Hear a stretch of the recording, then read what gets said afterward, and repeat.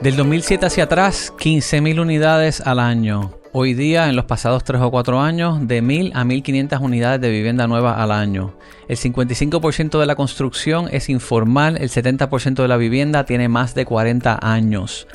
La demanda sigue siendo el estilo del suburbio, pero también se nota un incremento en la demanda urbana. Lo importante es conocer la demanda versus la demanda efectiva, el que quiere y tiene la capacidad económica para vivir a lo que vale. Conversamos sobre esto y más con Rafa Rojo, presidente de Empresas BRM. Escuchen.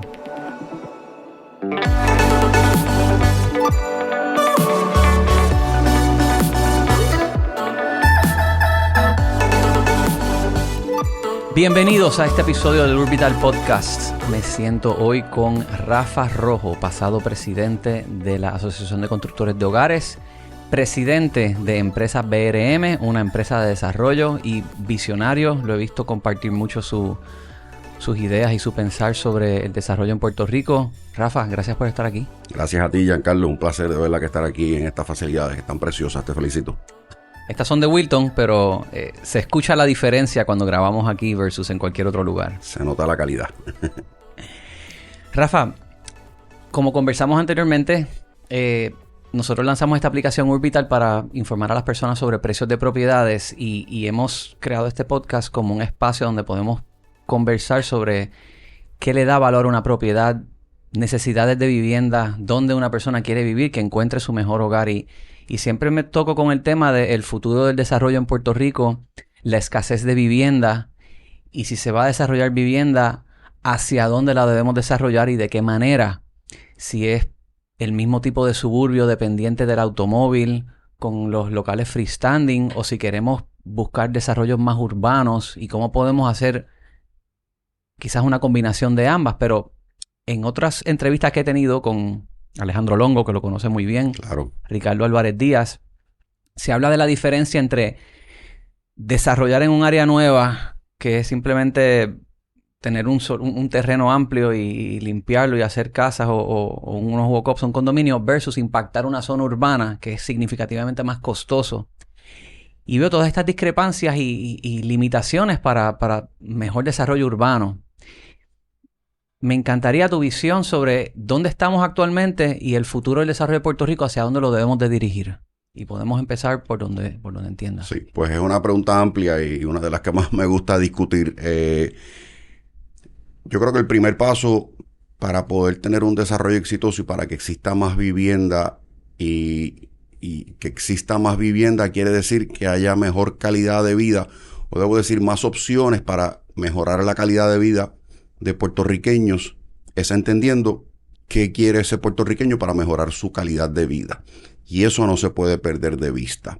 Y esas tendencias y esos gustos y esas preferencias van cambiando a medida que van pasando los años, porque todos sabemos que esta generación de millennials, que es la que ha salido al mercado a comprar ahora no es idéntica a las generaciones anteriores. Entonces, lo que mucha gente pierde de vista, y a veces en el antagonismo natural que se da en la prensa y en este discurso que se va generando, que es lamentable, estos discursos que se ven contra empresarios o contra desarrolladores, se nos olvida que nosotros somos un instrumento, tanto el empresario como un desarrollador es un instrumento que le lleva un producto al mercado, y nuestro trabajo es entender lo que el mercado quiere.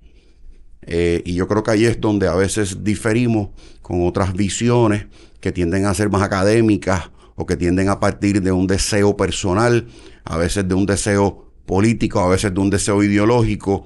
Y yo traigo estos temas y a veces dicen que uno es controversial porque trae estos temas. Yo no lo creo. Yo creo que estos son cosas naturales que cualquier sociedad tiene que entender, de dónde salen los discursos, las visiones, los pensamientos de las distintas personas que influyen en la política pública para que haya más o menos vivienda. Nuestra visión, yo creo que todo el mundo la tiene clara. Yo creo en un sistema de mercados libres, creo en que el desarrollador debe atender el mercado donde éste surja, y claro, nosotros también como desarrolladores tenemos una función de entender nuestro entorno y de ver cómo podemos ir mejorando estos patrones de desarrollo. Pero como desarrolladores, comerciantes o empresarios, como nos quieran ver, no podemos fallarle a lo que mi cliente me pide. Así que perdona por esa intro un poco larga. No, eso está muy bien. De hecho, y ustedes también, como bien menciona, son un instrumento. Ustedes tienen que desarrollar o trabajar dentro del marco que haya establecido regulatorio, la planificación que haya o la que falte. Dentro de ese espacio es que uno puede, pues, edificar algo en algún lugar. No necesariamente es que tienen un plan maestro que te permita a ti decir, pues mira, en toda esta zona se va a poder hacer algo más uso mixto porque el gobierno está planificando traer un tren por esta área. Hay unas limitaciones dentro de lo que ustedes pueden hacer, ¿no? Sí, hay unas limitaciones y lo otro que también a veces se pierde de perspectiva es que los riesgos de inversión en la industria inmobiliaria son monumentales. Yo soy, con mucho orgullo, tercera generación de una familia que lleva desarrollando en Puerto Rico más de 5 décadas. Y mi papá siempre me decía, un proyecto malo que tú hagas se lleva enredado los últimos 10 buenos que hiciste. Y estamos hablando a nivel económico. O sea, es tan fuerte la inversión que te puedes haber salido bien económicamente en 10 proyectos, hiciste uno que te fue mal y te llevó enredado, hablando coloquialmente y en arroz y habichuelas. Son riesgos grandes, entonces eso hay que entenderlo porque parte de la psiquis del desarrollador, cuando tiene que elegir en dónde yo desarrollo, cómo desarrollo, qué hago, hay un amarre bien fuerte, no a lo que yo quiero, no a lo que a mí me gusta, no a lo que yo desearía, sino a qué es lo que me está pidiendo mi cliente. Porque si yo fallo en darle a mi cliente lo que mi cliente quiere, yo voy a fracasar. Al final del día, lo que nosotros hacemos es como cualquier producto.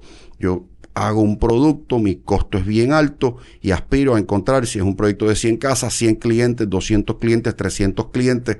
Y si fallo, fracaso. Y cuando yo fracaso, yo tengo obligaciones con mis suplidores, con mis subcontratistas, con el banco, y son condiciones fuertes. Entonces, eso es una realidad de riesgo que la gente siempre habla del lado bonito, cuando salen bien las cosas, cuando la persona se lucra, como si lucrarse fuera algo malo.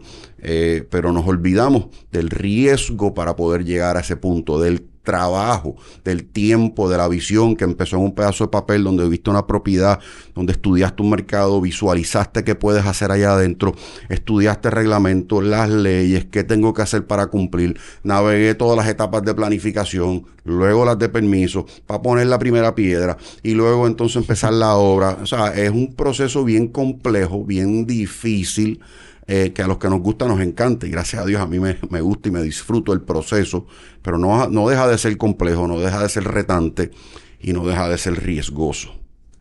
Del 2008 al 2018, que vino la debacle y la caída, hubo muchos desarrolladores que desaparecieron también. Sí, casi yo diría que el 80% de la industria, debo decir, de los desarrolladores desaparecieron del mapa. Desafortunadamente, mucha gente buena.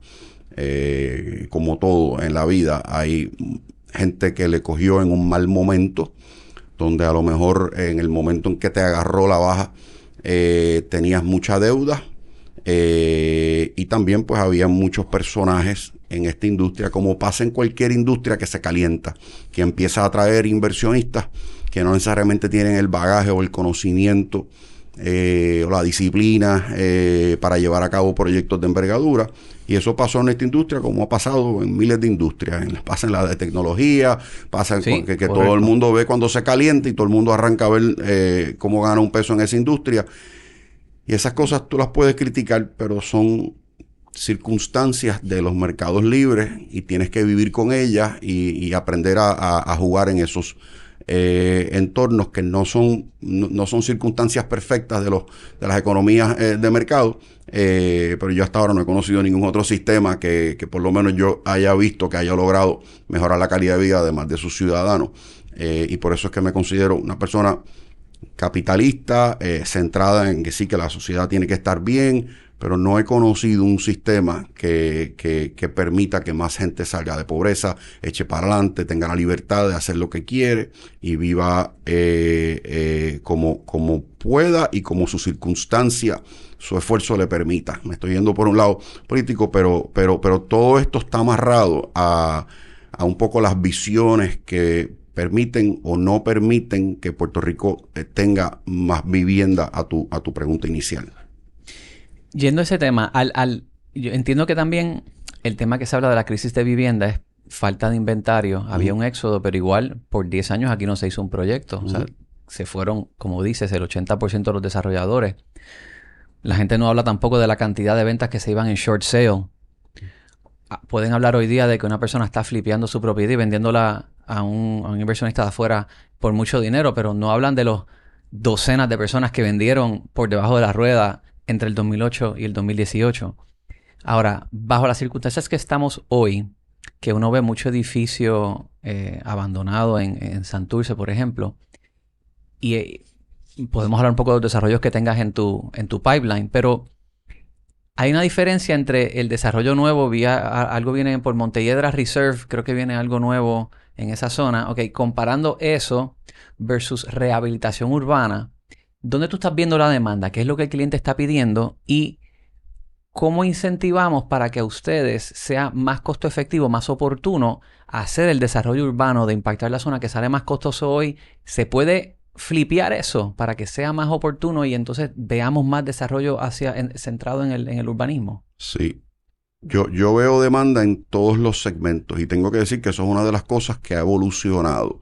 Por muchos años yo veía una demanda bien centrada en la vida suburbana. En el suburbio. Y la vida suburbana atraía mucho. Yo sigo pensando, y cuando digo pensando no es porque lo pienso, es porque lo vivo, es porque en nuestros proyectos yo lo veo, que el grueso de la demanda sigue siendo por ese estilo de vida. El suburbio. Sí. Okay. Ahora, cuando yo digo el grueso, no quiero decir jamás y nunca, porque sí veo como ha también crecido y hay una demanda de personas que quieren vivir en las áreas urbanas. Entonces, ¿cuál es el problema? El problema es que una cosa es demanda y otra cosa es demanda efectiva. La demanda se hace efectiva cuando la persona que quiere, por decir, vivir en el centro urbano, tiene la capacidad económica para vivir allí a lo que vale. Y esa es la que muchas veces no está. Y por eso es que cuando la gente ve que hay más proyectos suburbanos desarrollándose que proyectos urbanos, es un reflejo de que hay más demanda en el área suburbana, pero mucha de esa demanda es porque es más económico vivir allí, porque es mucho más económico producir productos. Lo que yo creo que en Puerto Rico ha faltado es que se ponga, como dicen en buen castellano, put your money where your mouth is. El gobierno lleva décadas hablando de que aquí hay que rescatar los centros urbanos. Sí. ¿Dónde está la inversión? ¿Qué pasa? Que cuando un desarrollador identifica una propiedad, voy a usar el ejemplo de Santurce, por ejemplo. Tú identificas una propiedad. ¿Hace cuántos años se construyó la infraestructura alrededor de Santurce? ¿Cómo está la capacidad del alcantarillado sanitario? ¿Cómo está la capacidad del alcantarillado potable? ¿Cómo está la capacidad de los mismos sistemas pluviales, eléctricos, telecomunicaciones? Casi siempre no dan abasto porque están viejos, deteriorados y la capacidad está llena. Y entonces el desarrollador que quiere desarrollar en ese entorno, típicamente las agencias lo que le van a decir, y lo voy a decir bien crudamente porque es la verdad, las agencias te dicen, tú quieres venir a esta parcela en el centro urbano a desarrollar, y a veces se ve hasta una mentalidad de venir aquí a ganar dinero. Pues tú me tienes que arreglar la planta de tratamiento sanitario, tú me tienes que arreglar la subestación eléctrica, tú me tienes que tirar una línea nueva de agua potable para crecer la tubería que es de 8, la tienes que llevar a 12. Todo lo extramuro te toca a ti. Y te piden todos los extramuros. En Puerto Rico habían programas de créditos para mitigar estas cosas. ¿Y el banco no te va a financiar esa parte? Puede ser que la financien. Al final del día es un tema de rentabilidad. El problema es al que te decía ahorita, que pues tú coges todas estas cosas, obviamente tú tratas de argumentar algunas, tratas de negociar otras, pero al final del día tú sumas arreglar la subestación eléctrica, arreglar la planta de tratamiento o la estación de bombeo, sigue sumando todos los extramuros que te piden a las intersecciones, muchas veces te piden que arregles los semáforos, que arregles, tú sigues sumando todo lo que el gobierno debería de haber hecho, porque al final del día nosotros pagamos impuestos que no hizo, que yo le tengo que cargar eso a un proyecto de vivienda y ya empezaste mal. Entonces, ahora de repente tienes que construir una estructura vertical, que podemos entrar en ese tema, pero que por su naturaleza, si tú construyes en los suburbanos una vivienda unifamiliar, te va a costar alrededor de $70 el pie cuadrado construir una casa normal y corriente. Si te vas a un walk-up, te cuesta como 150, y si te vas a un high-rise, te cuesta como 250 hasta $300 el pie cuadrado. Esa es una realidad. Cada piso que tú construyes te cuesta más caro que el de abajo. Se van complicando los sistemas de fuego, etcétera. Todo eso tú lo sumas y cuando tú se lo añades al costo de esas obras extramuro quiere decir, ¿verdad? Para los oyentes que no sepan, todo lo que está fuera de la parcela tuya, lo que es infraestructura que existe, que te van a pedir que la mejores. Y hay que entender también, el gobierno dice, si el sanitario no tiene capacidad para bajar por la tubería para llegar a la estación de bomba, a la planta de tratamiento, pues no te puedo permitir el proyecto. O tu desarrollador lo arreglas a tu costo, o no te endoso el proyecto. Pues todo eso, ¿quién lo paga al final del día? Lo tiene que pagar el cliente. Compra, claro. Entonces, por eso la gente a veces no puede entender por qué tú ves en Santurce y no usemos, por ejemplo, Ciudadela de ejemplo. Ciudadela es una cosa bien atípica. O sea, un proyecto que quebró, que un inversionista que lo compró a descuento. En circunstancias normales, cuando tú sumas y restas, tú dices, pues yo voy a tener que vender, voy a poner un ejemplo aquí, un apartamento de 1,000 pies cuadrados, que yo construya, cuando le sumo todos estos costos, esos 1,000 pies cuadrados, quizás para yo tener una rentabilidad razonable al riesgo, lo voy a tener que vender como en $400,000.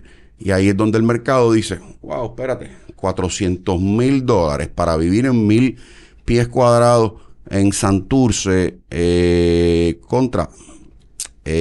te voy a dar un ejemplo de un proyecto nuestro. En Ciudad Jardín, Gurabo, tengo que manejar 30 minutos todos los días, tengo que coger un taponcito, pero me voy a un entorno donde básicamente es un resort style. Llego allá adentro de la comunidad tengo restaurantes, tengo canchas de tenis center, tengo pickleball, tengo todas estas facilidades, y yo por $325,000 me compro una casa de 2,000 y pico de pies cuadrados. Y ahí es donde voy. ¿Quién me manda a mí? Me manda el cliente. Y cuando yo tengo alternativas en lo que yo puedo hacer y yo analizo mi mercado y mis circunstancias, y yo digo, si yo por $300,000 puedo hacer este producto en Gurabo, versus tener que vender este en Santurce en 400, y aquí tengo un montón de amenities. Y por cierto, voy a añadir otra complejidad adicional. El financiamiento para condominios es más costoso y tiene mayores requisitos, porque los bancos tienen mayores riesgos en ese tipo de préstamo y tienen unas exigencias distintas. Y entonces, arriba de que tienes un costo mayor en los condominios, en los centros urbanos, el financiamiento es más caro y más complicado. Y ese es el entorno donde nosotros los desarrolladores vivimos.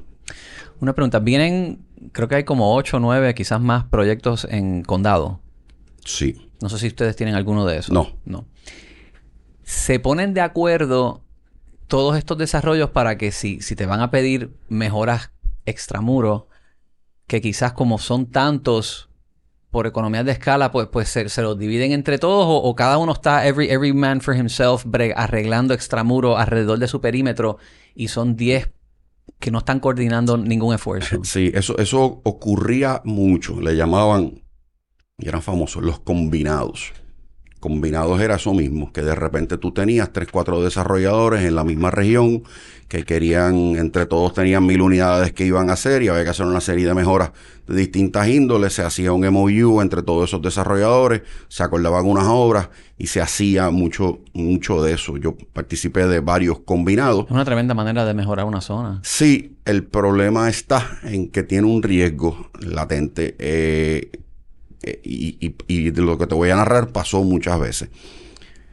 Algunos proyectos entraron en dificultades económicas tenías desarrolladores más experimentados, otros menos experimentados, tenías desarrolladores con más capital, otros con menos capital, cosas naturales que van a pasar, y de repente viene un mercado que se debilita y pues tienes desarrolladores que se ven afectados, y de repente tienes un problema porque te quedaste a lo mejor de un combinado que habían 5 desarrolladores, quizás 2 se quedaron sin capacidad económica y la obra está comenzada, va a mitad, y ahora de repente hay 3 desarrolladores que tienen que absorber esa carga, y se complica. Así es que sí, es una muy buena manera, pero tiene unos riesgos también de manejarlo. Al final del día, si tú te fijas de lo que estamos hablando, y es increíble, es de que el privado entre a hacer la infraestructura que el gobierno debería estar haciendo. Bueno, debería de estar manteniendo. Manteniendo y mejorando, haciendo los famosos CAPEX, Capital Expenditures, para mejorar las obras de capital. Y aquí en Puerto Rico estamos viviendo una era donde tenemos un dinero que no hemos visto nunca en la vida, y sí hay mejoras de capital y de infraestructura que se están haciendo, pero yo creo que no se está mirando cómo yo voy a dotar distintas áreas que tienen demanda de vivienda, de mejor infraestructura, para que los desarrolladores se incentiven a ir a esas áreas. Y los centros urbanos son unas de esas. O sea, a mí me encantaría ver que en Santurce, en Miramar, que en centros urbanos también de otros municipios y otros pueblos, se esté pensando. Y cuando hablo de infraestructura, no menciono otra que también es igual de importante, que es la infraestructura verde. ¿A qué me refiero? Que sí, aprovecha estos fondos para ampliar capacidad del sistema sanitario, para ampliar de agua potable, pero también para hacer el parquecito y dar fondos para mantenerlo. Y aquí el problema, lamentablemente, también es que muchas veces invertimos en los parques, en las áreas verdes, y se ponen bien bonitas, y a los 3 años están los hierbajos están abandonados, y entonces la gente empieza a no utilizarlo, y se convierten en completo abandono. Y ornato del municipio lo que hace es picotear los árboles porque cuesta mucho limpiar las hojas, entonces lo tienes bajo los ráfagos del sol. Es correcto.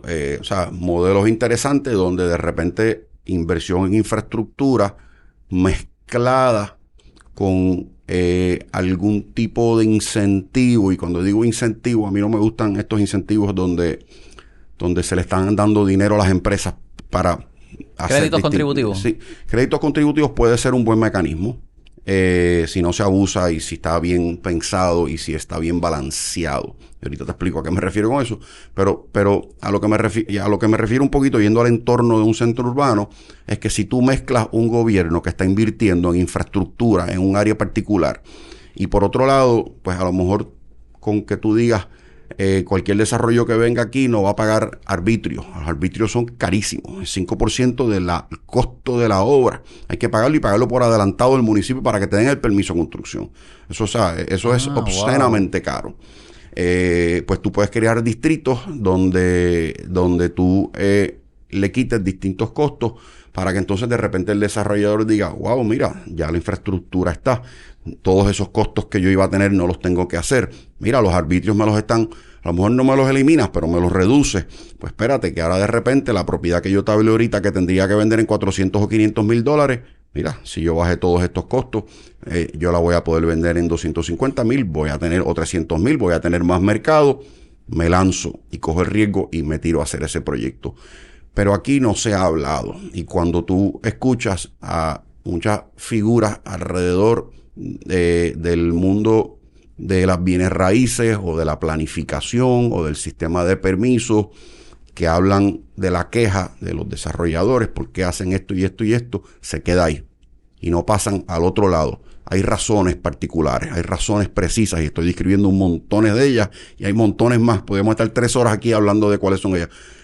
Si tú enajenas al desarrollador de la mentalidad de la planificación, si tú enajenas, primero porque el desarrollador es el que está en la oficina de ventas, es el que ve lo que pide el cliente, es el que ve lo que la gente está haciendo, es el que se corre el riesgo económico de que el proyecto funcione o no.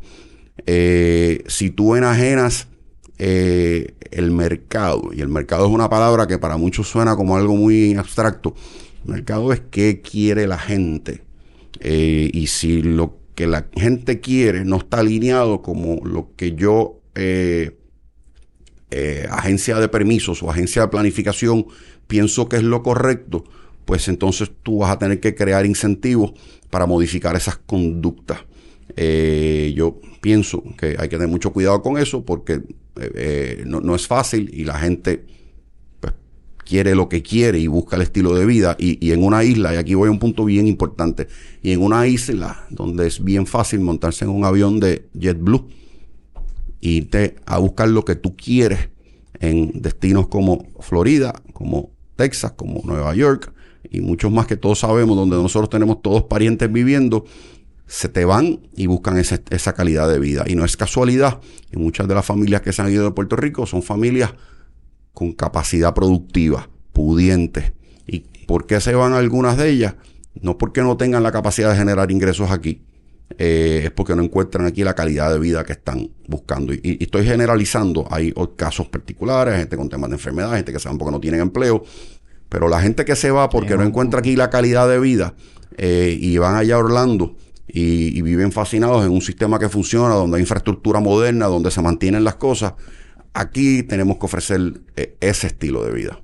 Te mencionas Orlando y curioso, tenía esta página abierta porque estuve en una conferencia de Realtors el año pasado en Orlando y me sorprendí ver esta entidad. No es de gobierno, es como privada, es como una alianza público-privada con el distrito de Orlando, que tienen este plan de Downtown Orlando. Y aquí tú ves una planificación de hacia dónde van los desarrollos, pero también tú ves hacia dónde va a extenderse el nuevo tren que te conecta hasta Miami, hacia dónde van las vías de ciclovías. Entonces tú estás viendo toda esta actividad que muy bien dices haces una mención de cambiarle las condiciones a las personas. Créditos contribuyentes es una cosa, pero también, por ejemplo, si tuviéramos el tren liviano que se propuso bajo Santini con el Satur corriendo por la Fernández Junco hasta el Viejo San Juan, que eso se pretendía hacer en el 2012. La mentalidad de la gente muy bien pudo haber cambiado para ver cómo viven en la Fernández Junco de manera urbana, porque tienes un transporte colectivo que te evita tener que depender de los carros, que hoy día están carísimos. Solamente hay un vehículo que cuesta $20,000. O sea, los carros están bien caros. Esa generación joven no quieren tener que estar embrollándose. Le pido a Gustavo Vélez que deje de medir la economía en venta de automóviles y la midamos en otro tipo de indicador. Uno ve esta planificación allá. Yo no veo eso acá. Yo creo que, como te dije, aquí sí se ve. O sea, yo veo aquí un exceso de querer planificar al punto de que aquí se pensó que el plan de uso de terreno era esa herramienta de planificación. Pero nos impacta en el día a día. O sea, yo creo que aquí el mundo de planificación ha estado liderado y no es una crítica, ¿no? Son gente a veces que tienen unos deseos y unas intenciones honorables en algunos casos. En otros casos tienen unas visiones políticas que no van a tono con el sistema político con el que vivimos. Y eso es una realidad que hay que vivirla. Pero a donde voy es que lo que tú ves distinto en Orlando y nuestra empresa hace desarrollos, hemos hecho varios desarrollos en Florida y particularmente Minneola, bastantes lugares alrededor de Orlando. Ocoee, que es un county bien pequeño todo en las afueras de Orlando. Así que conocemos cómo funciona la cosa allá. Y hay algo muy distinto de lo que hay aquí, es que la planificación va de la mano con el empresarismo, con que hay que entender que hay unas fuerzas económicas que existen, que amarran, que en Puerto Rico las queremos obviar. Entonces la planificación que yo he visto en Puerto Rico está desconectada del comercio, de la necesidad o de la realidad económica, del mercado. Son palabras, léete cualquier reglamento y no vas a encontrar ninguna de estas palabras de mercado, de tendencias, de deseos de la gente. Pero ¿y cómo tú vas a planificar? Aquí la planificación se ha hecho principalmente basada en lo que algunos piensan que es como los puertorriqueños deben de vivir. Y la planificación debería ser y cómo yo evito que se hagan proyectos aquí, porque a mí no me gusta que hayan más proyectos, por decir algo, cercano a la zona marítimo terrestre, porque yo no quiero nada cerca de la zona del Carso, porque yo no quiero Y te estoy diciendo cosas que estoy seguro que te están resonando en tu cabeza porque las oímos diariamente en los medios y oímos a distintas personas en estos mundos. Yo no quiero. ¿Sabes qué? Puerto Rico es un sistema económico donde los derechos de propiedad privada existen y la persona tiene el derecho de hacer lo que mejor pueda con su propiedad siempre y cuando cumpla con ciertos criterios. Y en la medida en que la planificación ha amarrado un poco esos criterios a unos criterios particulares, le quitas viabilidad reglamentaria, en muchos casos excede a llegar a ser un taking, le quitas libertad al mercado, y eso, al mercado lo que estoy dando es que le quitas libertad a la gente de hacer con su tierra lo que puedan y limitas entonces posibilidades de desarrollo. Eso ha sido la realidad de la planificación de Puerto Rico, y no es casualidad que se ve tanta poquita vivienda, no es casualidad, es un resultado de que hay pocos terrenos que tú puedes navegar el proceso y sacarlo, y aún los que puedes, muchos se encuentran con distintas oposiciones en el camino, públicas, no públicas, de distintas índoles, donde es bien complicado. Ahora, una pregunta ahí, porque sí, de acuerdo que a veces el plan puede estar desconectado del mercado, como bien dices. Ahora, el otro lado es que el mercado esté desconectado de las realidades topográficas de alguna zona, y que entonces cuando viene un aguacero y tú ves a San Patricio con los ríos desbordados, ves la zona de por Altamira que se llena de agua, y eso es a causa quizás de un desarrollo que se planificó mal, que no cumplió con algo para evitar. Muchas veces uno ve, solo quiero tocar el tema de inundaciones. Me encanta el tema. Ok, ser responsable en ese. Quizás ahí hay un desarrollador que hizo no cumplió con revisar bien el mapa inundable, hizo unas casas, hay unos derrumbes, quedan mal la industria de desarrolladores por haber hecho algo de esta manera, y por ahí es que se monta entonces en tribuna la gente en contra de. Quiero hablar de ese tema, qué bueno, porque ese me encanta. Tu ejemplo para mí es el clásico efecto que han tenido algunos grupos de hacerle ver a la gente que es ese desarrollador que aquí o allá hizo algo mal hecho. Los hay. Y yo te hablé ahorita de que en nuestra industria, como en muchas otras, entran en personajes que son inversionistas, que no tienen el conocimiento, la destreza, la capacidad. Y esos errores pueden ocurrir. Pero ¿sabes qué? Del cual tú nunca vas a oír ninguno de estos grupos hablando. Cuando tú miras, y voy a ir exactamente a tu ejemplo, cuando tú miras que hay alguna desgracia en la planificación que te crea algunas áreas de cualquier pueblo que se inundan, siempre salen a apuntar a algún desarrollo formal, pero el 55% de todo lo que se construye o se ha construido durante los 500 años de civilización que lleva Puerto Rico es informal. Nadie quiere mirar para allá. ¿Y cuál es la diferencia? La diferencia es que en un desarrollo responsable, la ley y el reglamento, no es que si yo sé o no sé, es que yo tengo que cumplir con una serie de cosas. Y una serie de cosas es que una de las cosas básicas que tú haces, voy a mirar una finca de 50 cuerdas donde quiero hacer 300 casas. ¿Qué yo tengo que analizar? Mi área de captación de lluvia.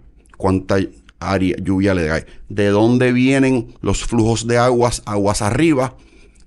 Cómo yo los voy a recibir en mi finca y cómo yo los voy a devolver aguas abajo para que no le afecte a nadie abajo y no le cree una inundación. ¿Y qué hacemos los desarrolladores? El área de captación lo que quiere decir es que tú tienes que medir esa lluvia, que antes caía y había una percolación. Ahora, como tú vas a impermeabilizar algunas áreas, la percolación va a disminuir, así que vas a tener más volumen de agua. Tú tienes que contabilizar todo eso, tú tienes que hacer charcas de retención o charcas de detención, tú lo mides, tú lo calculas, y eso es lo que hacen los ingenieros. Tienes que hacer estudios hidrológicos hidráulicos, donde tú mides el volumen de agua que está llegando y después el volumen de agua que va saliendo para tú asegurarte de que tú no contribuyes a ese volumen. Eso lo hacemos todos los desarrolladores, todos, en todos los proyectos. ¿Por qué? Porque la ley y el reglamento me exigen yo probarle al Estado, mira cómo yo voy a manejar las aguas, y aquí está un ingeniero hidrológico hidráulico que lo va a hacer, y el Departamento de Recursos Naturales tiene o subcontrata a ingenieros HH para que estudien eso. Entonces, cuando yo veo estas desgracias y veo que rápido apuntan el dedo a algún desarrollo, es muy triste. ¿Por qué? Porque la mitad de lo que se hizo en esa región no pasó por ese proceso. ¿Por qué? Porque pasa al revés. Fíjate que yo te dije que miramos la finca, miramos el terreno, hacemos los análisis y después desarrollamos. En esos procesos, ¿qué ocurrió? Hicieron la casa. Después fueron allá a llorarle y lo digo en el buen sentido de la palabra, al alcalde, a pedirle al alcalde, por favor, mire, yo tengo esta casita aquí, tráigame luz. Y ahí sale el alcalde corriendo y va y le lleva luz. Tráigame agua potable, bendito. Y van y le llevan corriendo. Y nadie pensó, espérate, aquí tú impermeabilizaste un pedazo de terreno, aquí tú le estás contribuyendo. Y olvídate de agua de lluvia. Y después el sanitario no llegó, por eso es que más de la mitad de la población de Puerto Rico no tiene sistema sanitario. Porque el sanitario, ¿cuál es?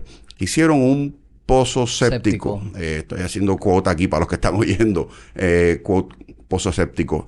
Pozo séptico es un muro de bloques de cemento sin sellar debajo de la tierra a donde entra ese sanitario, y de ahí muchos de ellos lo que tienen abajo es un tubito que tira directo a la quebrada. Váyanse a cualquier pueblo, en cualquier municipio, cualquiera, no hay uno que no tenga cientos de casos de esto, y eso va derechito al sanitario. ¿Dónde está el movimiento ambiental señalando eso? ¿Dónde está el movimiento ambiental diciendo el daño grave que eso le hace a nuestros corales, a nuestras playas? Cuando hablen de coliformes fecales en nuestras playas, ahí está el resultado, pero ninguna persona del grupo de movimiento ambiental se ha ido a oponer a nadie de eso. Se oponen a Sol y Playa, se oponen en su momento a Paseo Caribe, se oponen a todo lo que es formal, donde hay detrás algún desarrollo o algún desarrollador que probablemente o se lucre o pierda dinero, y eso para mí es una de las cosas que los científicos ambientales serios de Puerto Rico, y hay muchos buenos, han permitido que la portavocía del movimiento ambiental la cojan personas que están ideológicamente motivadas.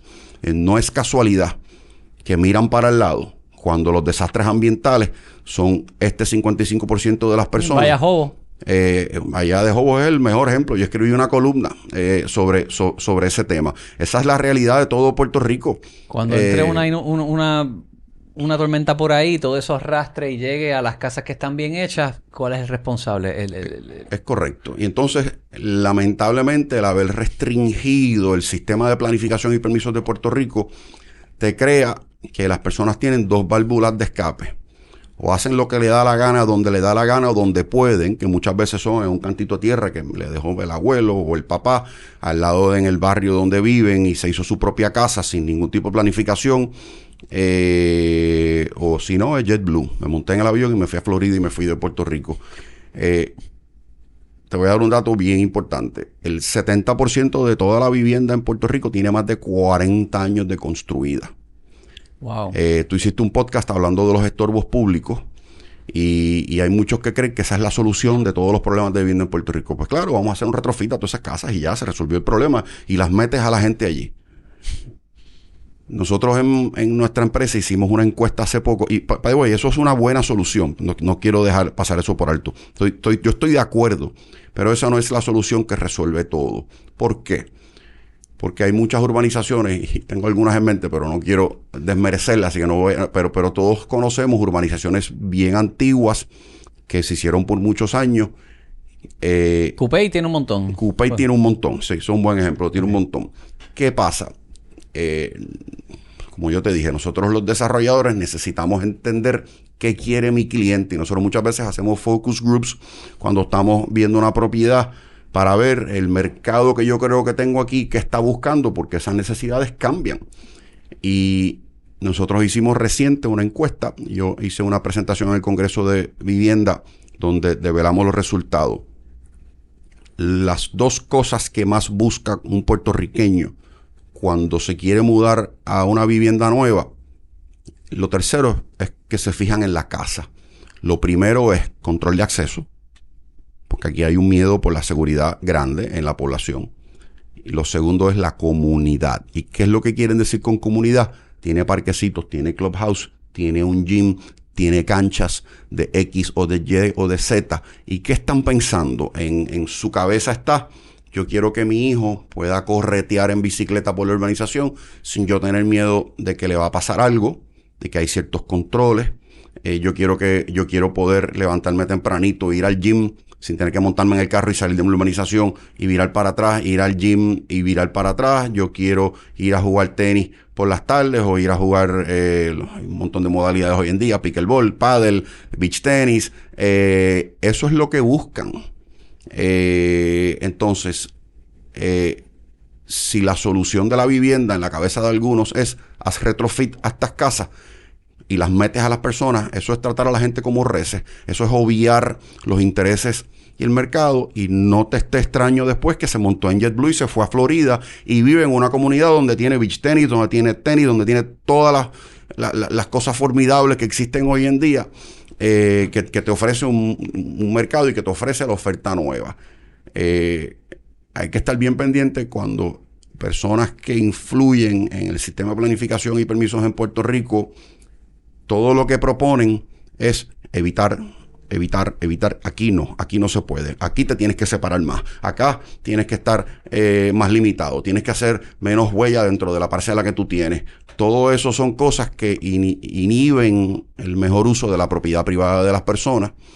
Y hay sistemas y hay países donde eso funciona. No funciona, donde eso cabe legalmente hablando, porque son países donde los derechos de propiedad privada no son los que están consagrados en nuestra Constitución.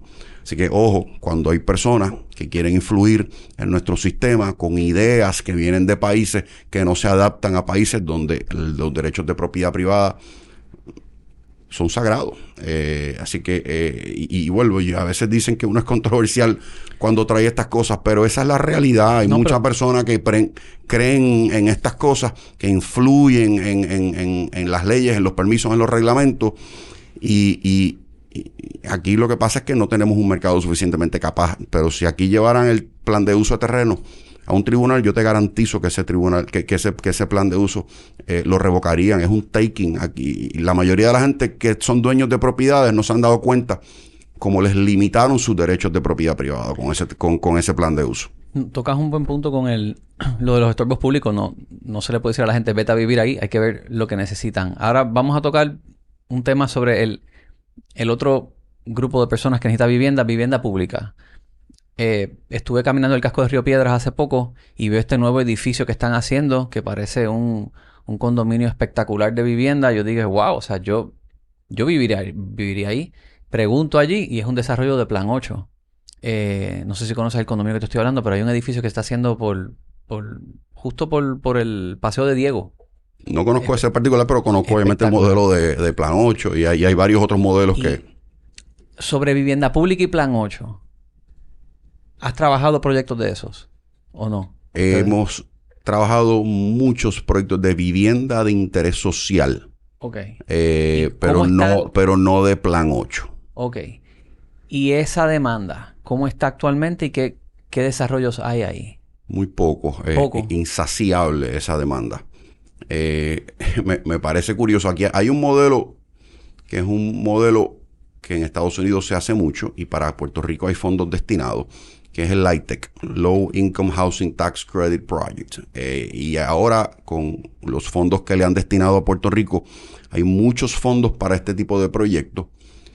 Y ya yo he leído fácil 3 o 4 artículos de prensa criticando al gobierno porque están costando propiedades. Y yo puedo entender el que haya gente que a simple vista diga, ¿cómo es posible que un proyecto de gobierno que va a tener, estoy dando un ejemplo por arriba, que va a tener las propiedades, 800 pies cuadrados, propiedades pequeñas, y los costos sean 350 y 400 mil dólares? Y rápido, pues lo que enseguida piensan es, ahí alguien está robando dinero, contratista está chanchullando, está cobrando mucho dinero. Ese es el análisis fácil. Y ya yo he visto varios artículos. By the way, nosotros no estamos haciendo ningún proyecto de esa índole, así que no me estoy defendiendo de nada a nivel personal. Pero como conozco la industria, como me gusta estudiar estas cosas, porque me gustan y entenderlas, he estudiado el modelo de Low Income Housing Tax Project. ¿Y qué pasa? Es un modelo federal y es un modelo que está diseñado para que el gobierno subsidie y le brinde a personas que no tienen la capacidad quizás de comprar un apartamento que pudiera valer en el mercado 300, 400 mil, pues el gobierno lo que hace es que te dice, desarrollador, estas son las reglas de mi RFP. Yo quiero que la propiedad tenga A, B, C, D, E. Y muchas veces se les va la mano. O sea, incluyen placas solares y tiene que tener un montón de cosas de que las casas del mercado no tienen. Y un montón de requisitos. Y quiero que me lo hagas con Green Building Standards, que te le puede añadir otro 20% de costo. Y quiero que tenga esto. Y quiero que tenga aquello. Y tú sumas y restas. ¿Y qué pasa? De repente hay un proceso de subasta. Tienes distintos contratistas o desarrolladores que cotizan todo eso, se lo presentan al gobierno y pues sí, yo puedo entender que suena barbáricamente caro, que pueda costar 350, 400 mil dólares, pero no es en función, o sea, en la subasta es un proceso competitivo. No puede ser casualidad que todo el mundo vivió cercano a ese número, es que eso es lo que cuesta. Pero entonces olvidamos de que para colmo no es dinero del gobierno estatal, es dinero que viene del gobierno federal y te está diciendo, quiero que me las hagas de esta manera, quiero que tengan estos requisitos, por ende esto es lo que va a costar, y el gobierno federal está diciendo, y a mí no me importa, yo lo voy a pagar. Pues como el gobierno local no va a salir a hacer estos proyectos, esos proyectos van precisamente a brindarle, y el requisito al final, eso es lo que cuestan, pero el modelo de este programa es que entonces el gobierno te exige, tu desarrollador, tienes que comprometerte, si no me equivoco son por 20 años, tienes que alquilar esas propiedades y como yo gobierno te estoy subsidiando gran parte del costo, es para bajar la renta y las rentas pues, y me puedo equivocar, pero más o menos puede ser que las rentas anden por 800, $1,000, muy por debajo de lo que costaría una renta de una propiedad que costó 400 mil. Para eso es que está diseñado el programa. Así que ves artículos de prensa que son lamentables porque salen a criticar el producto y a veces tú ves a la misma periodista que saca un artículo quejándose de que no hay vivienda asequible en Puerto Rico y por otro lado está criticando, mira cómo es posible, pero no entienden el programa, no profundizaron suficiente, no entendieron la mentalidad o a lo mejor no llamaron a algún desarrollador para que les explicara cómo esto funciona y seguimos torpedeando las soluciones. Y la solución, porque la solución al final del día de más y mejor vivienda está en que haya más vivienda. Si la gente no quiere que los valores sigan subiendo, tiene que haber más oferta. Tiene que haber más oferta en el mercado, tiene que hacerse más vivienda. Pero eso le choca a mucha gente, porque hay mucha gente que no quisiera que se haga una vivienda más en Puerto Rico. ¿Cómo se ve el panorama al próximo año y 3 años? O sea, si estamos mirando hacia 3 años, ¿cómo tú lo estás viendo y qué tendríamos que hacer para que quizás mejore la cantidad de vivienda? O sea, ¿cómo lo estás viendo? Mira, va a estar bien complicado, no te puedo mentir. Y no es casualidad que lo poco que se está fabricando de vivienda nueva hoy en día, y es que es ínfimo. Y te doy un contexto rápido. O sea, en Puerto Rico del 2007 para atrás, se hacían aproximadamente 15,000 unidades de vivienda todos los años. Eso del 2007 para atrás. Del 2007 para atrás, en Puerto Rico la industria producía año tras año. Tuvo varias décadas, yo diría que entre 10 a 15,000 unidades de vivienda todos los años. Eso es lo que se producía. A partir del 2007, primero vino el cierre del gobierno local. Cuando no se pudieron poner de acuerdo por el presupuesto, se le inyectó un miedo a la economía horrible. Ahí empezó la debacle de la crisis de vivienda y financiera en Puerto Rico. Detrás de eso vino la crisis financiera de Estados Unidos, que acabó de afectar el mercado local. Fue cayendo.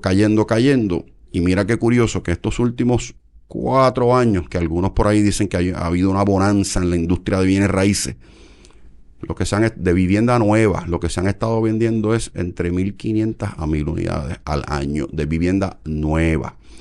Eso no me suena a mí a ninguna bonanza. Eso suena a mí a que hubo una aceleración en la demanda de vivienda, salieron algunos proyectos a suplirla y a muchos de estos proyectos han captado los ojos, y lo que han captado los titulares son las casas de 30 y 40 millones, que estamos hablando de una ínfima parte del mercado que no es representativo de lo que son las bienes raíces en Puerto Rico. Son mercados aislados de alto poder adquisitivo, pero todavía el precio promedio de la vivienda en Puerto Rico sigue rondando los $200,000. Así es que creo que hay mucha distorsión en la mente de las personas, porque para esto hay que poder leer las estadísticas, no es tan fácil accesible, y a veces nos nublamos más por los titulares, por los artículos de prensa que no tienen necesariamente un contexto completo para esa noticia que están poniendo allá afuera. También el éxodo poblacional tuvo que ver con que la gente pensaba, pues, hablas con un demógrafo, te dice, se está yendo la gente de Puerto Rico, hay necesidad de hacer vivienda nueva. ¿Cuánta vivienda nueva deberíamos de estar haciendo en los próximos 2 o 3 años? Si no son 15,000, tampoco deben de ser 1,000, 4 o 5,000 unidades. Sí, mira, no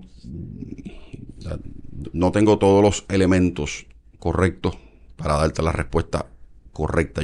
Pues yo no creo que nadie lo tenga, por cierto. Mi opinión personal es que definitivamente, y va a depender, y ahora te explico por qué, pero yo creo que como sociedad deberíamos estar aspirando a estar haciendo no menos de 5,000 unidades de vivienda al año. Okay.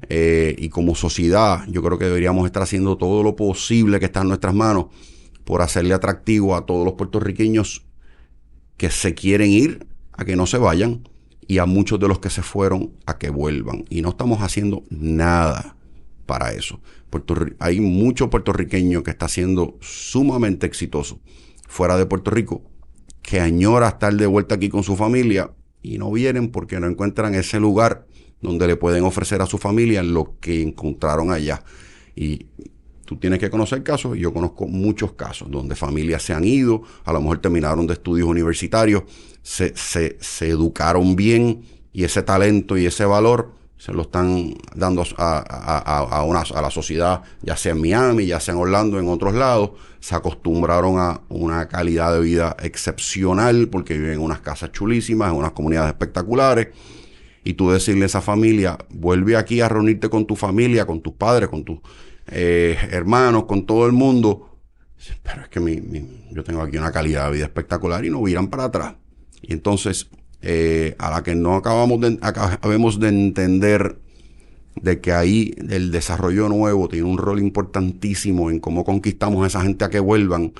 Queremos más mano de obra, queremos más gente aportando al bizcocho del fisco, que cada vez mientras más se reduce la gente, menos ingresos y menos somos los que estamos aportando a todos estos servicios sociales. Pues necesitamos atraer a Puerto Rico. Y cuando te decía que el 70% de la vivienda en Puerto Rico tiene más de 40 años, si no renovamos esa oferta de vivienda, la gente no va a venir. Al revés, se van a seguir yendo. Y mientras más educada la gente, mientras más capacidad productiva tengan, más opciones tienen. Y el mundo es más amplio. Hoy en día, tú entras ahora mismo en tu computadora, Florida Communities for Sale, y vas a ver miles nuevas, espectaculares. Así ya empezaron el ramp up, vino la crisis de vivienda y empezaron un ramp up de desarrollo. Porque hay una demanda. Entonces, a nosotros en Puerto Rico se nos olvida que estamos compitiendo con eso. Y vuelvo otra vez al sistema de planificación. No puede estar pensado y predicado en la mente de este mundo que yo veo y que yo quisiera, tú sabes, comparaciones con Barcelona, las comparaciones con otros centros urbanos. Miren, señores, esto tiene que ser aquí un análisis económico de competitividad. ¿Con quién competimos nosotros para atraer gente y que en Puerto Rico haya más gente productiva que aporte al fisco, que ayuden a hacer justicia social? Porque mientras más gente productiva echando para adelante, ganando dinero, más el gobierno cobra y más puede ayudar al desventajado. Pues tenemos que posicionarnos en una economía que atraiga gente capacitada. Y fíjate que mucho de lo que estoy diciendo de repente suena también a la Ley 22, que no hemos hablado de ella, pero la mentalidad de la Ley 22 fue que en Puerto Rico, con la crisis financiera, hubo una pérdida de riqueza muy grande. Mucho puertorriqueño se descapitalizó. Sí, con los bonos, definitivamente. Con los bonos, con el real estate. O sea, se perdió mucho capital. Y para tú poder tener una sociedad productiva, tú necesitas capital. Y la Ley 22 buscaba atraer a estos individuos de altos ingresos, dándoles un sweet deal para que vengan aquí, se establezcan y empiecen a generar. Y ha tomado tiempo, pero el que diga que en Puerto Rico es verdad que se han mudado gente deseable y gente no deseable. Como en todo. Como en todo. Puertorriqueños, habemos puertorriqueños deseables y habemos puertorriqueños no deseables. Mira, ahora, eso es una realidad de cualquier sociedad. Ahora Pierluisi propone extender la Ley 22 a todo el mundo aquí. Buenísimo. Y el que pueda pagar el que pueda donar $10,000 al año a una entidad sin fines de lucro y no tener que pagarle, eso es una buena meta loable financiera. Quiero llegar a eso, cojo Ley 22, pero no todo el mundo puede donar $10,000 al año a una entidad, así que vamos a ver cuánta de esa gente se suscriben a ella. Yo no soy un Ley 22. En la urbanización donde yo vivía antes de donde yo vivo ahora, de repente en mi calle yo tenía a 2 o 3 Ley 22 y yo puedo entender el sentimiento. Y a veces yo mismo decía, la gente está aquí, pagan el 4% y yo tengo que pagar el 33% de cada peso que yo lo sudo y los tengo que sudar bien sudados. Yo tengo que pagar el 33% de mis ingresos entre 20 otros impuestos más que por otros distintos lados le ponen a uno. Y este no los tiene. Pero la realidad es que ese no llega aquí si no le hubieran dado este trato. Y yo estoy de acuerdo en que hay que evolucionar. Esa propuesta que tú dices, yo no he visto la matemática a ver cómo eso funciona. Yo responsablemente tengo que hacerla, porque aunque a mí, claro, y a veces pues hay que tener cuidado con las cosas que los políticos ofrecen y vuelvo, a lo mejor la de Pierluisi tiene mucho mérito y quiero pensar que él lo debe haber pensado, pero aunque yo quiera decir, bello, que a mí me bajen mis impuestos al 4%, espérate, si tú le haces eso a un grupo grande de puertorriqueños, hay que ver cuál va a ser el impacto al fisco y cómo tú lo... La propuesta que nosotros, digo nosotros, a través de la Asociación de Constructores, le hemos llevado al gobierno es que se modifique la Ley 22. ¿De qué manera? En que tú, primero, apuntes más a la diáspora, se le hagas bien atractivo a la diáspora a regresar a Puerto Rico, para que amplíes, no solamente que vengan personas que no tienen lazos con puertorriqueños o que tienen otras culturas, pero que también haya diáspora. Y eso hay de eso pasando, como Rick Elías con Red Ventures. Está pasando, pero no suficiente. Y creo que lo que ha faltado es, porque el andamiaje está ahí y le aplica a cualquiera que esté en la diáspora, pero no lo hemos mercadeado. No. O sea, aquí en múltiples lugares, igual que vienen a Puerto Rico y hacen el Florida Expo para enamorar a los puertorriqueños y llevárselos para allá, nosotros tenemos que estar allá haciendo lo mismo y diciéndole a ese puertorriqueño que se fue, vente para acá, mira, tengo el 4. Pero ¿cuál es el elemento distintivo que nosotros estamos proponiendo? Es que aquí la gente dice que los Ley 22 no pagan y no hay mentira más grande que esa. Claro. Son personas de muchos ingresos, así que un % bajo de muchos ingresos es altísimo. O sea, aquí se le ha cobrado a ese sector cifras millonarias, y no tengo las cifras ahora mismo a la mano, pero muchos millones de dólares que han aportado al fisco. El problema es que se van por el hoyo del fisco. Nuestra idea es que ese dinero vaya a financiar una reforma contributiva para que con esos ingresos tú entonces le ofrezcas a todos los puertorriqueños que llevamos aquí pagando los impuestos caros, nos den unas rebajas contributivas.